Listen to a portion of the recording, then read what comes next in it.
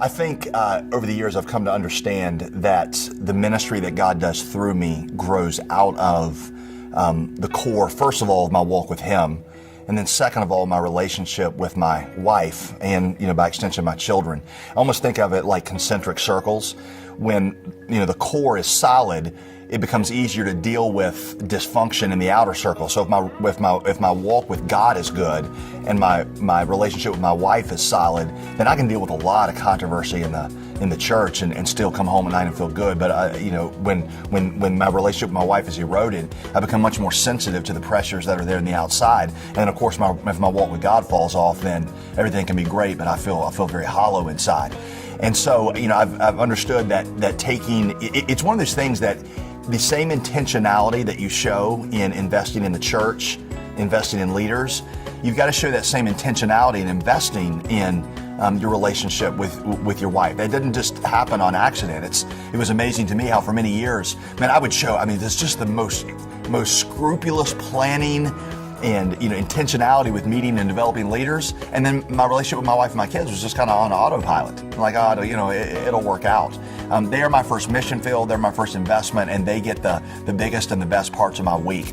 Borrowing an analogy from everybody's favorite Mormon, Stephen Covey, you gotta determine what the big rocks are in your life, and then build the rest of your week around that. And the biggest rock that I have, other than my relationship with God, is my relationship with my family.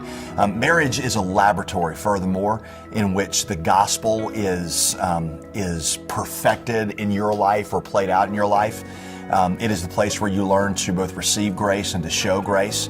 I think if I had to list the top 2 or 3 things that broke the gospel into my life, one of them was problems in my marriage. It's 2 or 3 years after we've been married, my wife and I it's not like we were calling lawyers, but it was just we didn't have a very good relationship at all.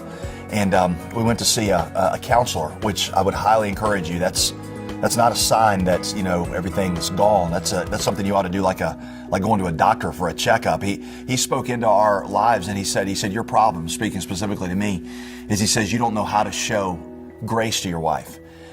He said and that's because you don't really see yourself as a sinner. You see yourself as someone who is sinned against.